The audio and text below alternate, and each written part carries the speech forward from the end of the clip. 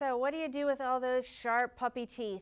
They're very difficult to deal with when we have very sensitive skin and they have very sharp teeth. So puppy mouthing is something that every puppy owner is going to have to deal with at some point in time. So often what we want to say is that is a behavior that's so natural and so normal for them that we need to provide an appropriate outlet. So we can't just say don't ever put your mouth on anything, because that's not going to happen. So we just got to go with it. So make sure they have appropriate chew toys that are appropriate for their age and their teeth. So an older dog is going to need harder chew toys than a puppy. But make sure that they do have an outlet for that behavior, because if you don't provide one, they may decide to chew on anything that's available. So we want to make those choices for them and encourage them to only put in their mouth what we would like them to.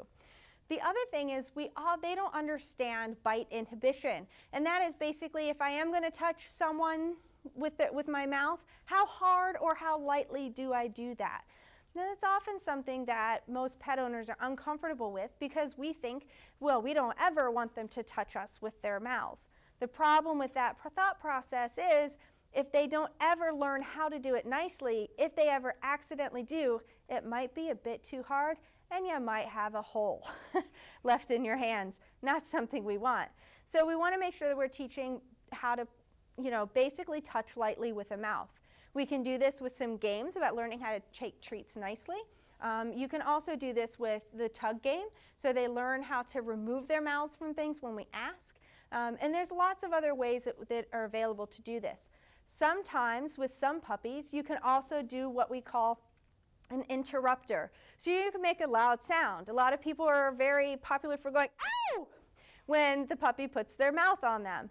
Some puppies, this might work to interrupt them, but the problem with that is you have to follow it up.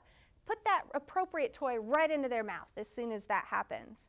That way they're startled, they stop and think, and then we're like, hey, look at this great chew toy. Why don't you chew on that instead? So you have to follow that interrupter up with something appropriate. Some puppies do get more excited by that sound and will actually start to mouth you harder. So you have to pay attention to what type of puppy you have.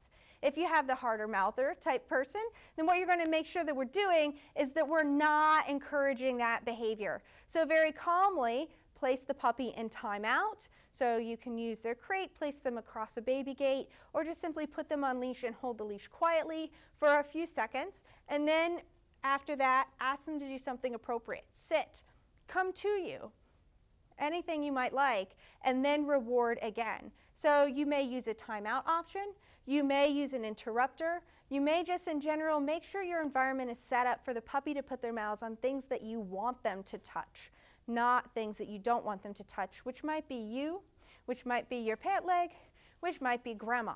So just be aware that you have to set them up to get it right, and once you do, encourage that behavior.